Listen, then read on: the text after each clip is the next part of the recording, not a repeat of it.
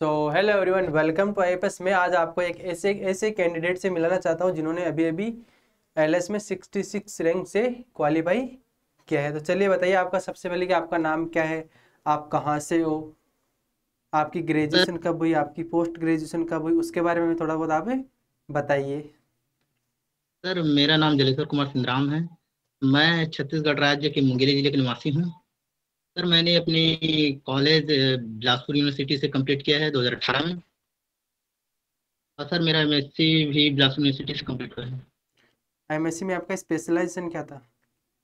Sir organic था। तो organic specialisation, आपकी एमएससी कब हुई?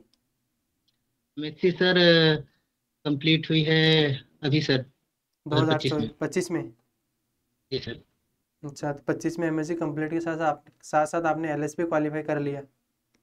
जी सर। अच्छा, तो चलिए आप तो ये बताइए कि आप किस प्रकार से तैयारी करते थे? सर सबसे पहले सर मैंने एक टाइम टेबल शेड्यूल बनाया था सर। उसके अकॉर्डिंग सर मैं डेली जो मेजर टॉपिक होता है सर उसी को मैंने स्टडी किया था। जैसे कि ऑर्गेनिक से हो गया सर, रीजेंट है, नेम रिएक्शन है, इंटरमीडिएट है। और इनऑर्गेनिक से हो गया सर कोऑर्डिनेशन है, और ओएमसी है, ऑर्गेनोमेटेलिक कंपाउंड। ऐसे सर मेजर मेजर टॉपिक को मैंने कवर किया था सर। तो आपने मेजर मेजर टॉपिक को पहले कवर किया था। कवर किया। अच्छा। जी जैसे आपने तीनों सब्जेक्ट में, आप तीनों सब्जेक्ट में से आपको कौन सा सब्जेक्ट ज़्यादा इजी लगता था और कौन सा सब्जेक्ट आपको डिफिकल्ट लगता था? सर, मुझे सबसे ज़्यादा इजी सर इनऑर्गेनिक लगा सर। और डिफिकल्ट सर फिजिकल सर।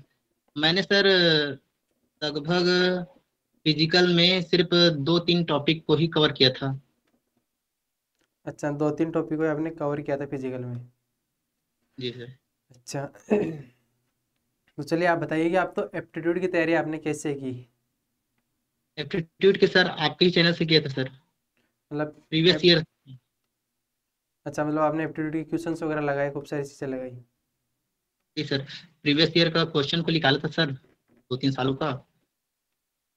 से मैंने प्रिपरेशन किया था एप्टीट्यूड का। अच्छा, तो जैसे आप स्टडी करते थे तो आप लाइब्रेरी में स्टडी करते थे या फिर घर पे करते थे? घर पे करता था सर। क्या? घर पे। घर पे ही? तो आपके मम्मी पापा क्या करते हैं? कृषक है सर। क्या है? कृषक। दोबारा बोलिए, क्या करते हैं आपके मम्मी पापा? कृषक है सर। टीचर है आपके मम्मी पापा? नहीं, अच्छा। कृषि कार्य करते हैं। क्या? कृषि कार्य। समझ में नहीं आया मेरे को। वाइस नहीं आ रहा सर, क्लियर।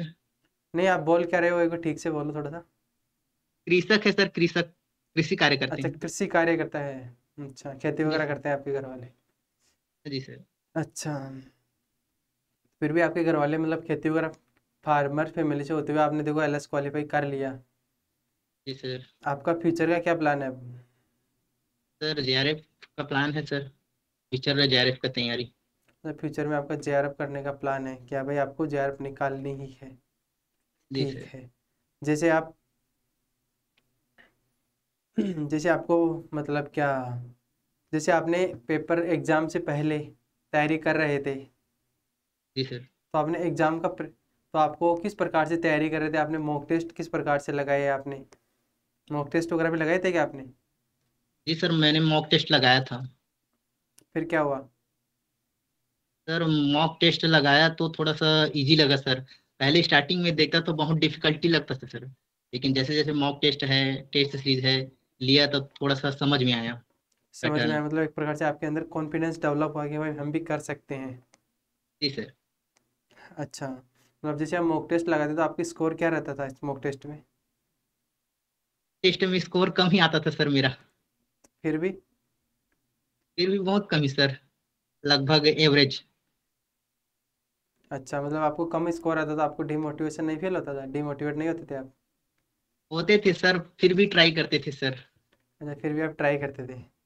जी सर। अच्छा। तो अब आपका फ्यूचर का प्लान क्या है कि आपको जेआरएफ निकालनी है? जी सर। जैसे आप पेपर को अटेम्प्ट किया तो आपने सिलेक्टिविटी किस प्रकार से डिसाइड की? सर सबसे पहले मैंने सी सबसे पहले मैंने सी को पहले प्रेफरेंस दिया सर। अच्छा, पहले पेपर ने आपने पार्ट सी को अटेम्प्ट किया, फिर पार्ट बी को, फिर पार्ट ए को आपने पेपर जी अटेम्प्ट सर। किया, इस प्रकार से आपने पेपर को अटेम्प्ट किया। जी सर।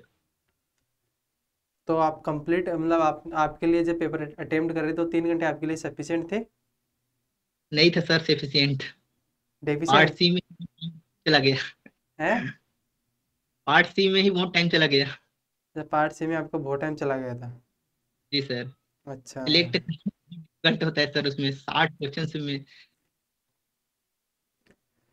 अच्छा, तो आप बताइए कि जैसे आपका रिजल्ट हुआ, रिजल्ट लगा, तो एलएस हुआ, तो आपके फ्रेंड्स वगैरह ने क्या बोले, पेरेंट्स वगैरह ने क्या बोला, कॉलेज वालों ने क्या बोला आपको? सबको कॉन्ग्रेचुलेट किए सर। अच्छा। सभी लोग खुशी थे। अच्छा, सब लोग खुशी थे। तो जो जी सर। आपको बच्चे अब यूट्यूब पर देखेंगे, बहुत सारे बच्चे ऐसे होंगे जो आपको देखेंगे, आपका इंटरव्यू देखेंगे बहुत जी सारे, सर। तो उनको क्या बोलना चाहोगे आप?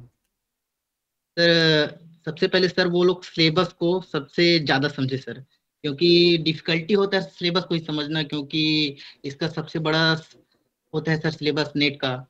उसमें से सर वो लोग जिस टॉपिक से ज्यादा मार्क्स आते हैं हम्म। ये पहले कवर करें, और मॉक टेस्ट लगाए सर, और टेस्ट सीरीज दें, और हार्ड वर्क करें। मतलब एक प्रकार से मतलब पेपर को पहले समझना पड़ेगा किस प्रकार के क्वेश्चन आ रहे हैं, तो पेपर को किस जी प्रकार से सर। अटेम्प्ट करना है। जी सर। अच्छा, सही है। और बताइए, आपके मन में किसी प्रकार की क्यूरी हो तो आप पूछ सकते हो। अभी तो नहीं है सर। हम्म। नहीं है सर कोई थॉट में। अच्छा, तो अच्छे से तैयारी कीजिए, जी सर। दोबारा मन लगा के तैयारी कीजिए, आपका JRF भी आराम से निकल जाएगा। आपकी स्कोर क्या है था? आपका स्कोर क्या था? और सर 54 था सर। 54 था आपका स्कोर? जी सर। ठीक है, आप अच्छे से तैयारी कीजिए, आपका JRF भी निकल जाएगा। ठीक है। Thank you sir. अब थैंक मैं यू यहाँ सर। पर अपना इंटरव्यू एंड करते हैं। आपने अपना कीमती समय दिया उसके लिए आपको बहुत बहुत धन्यवाद। Thank you sir.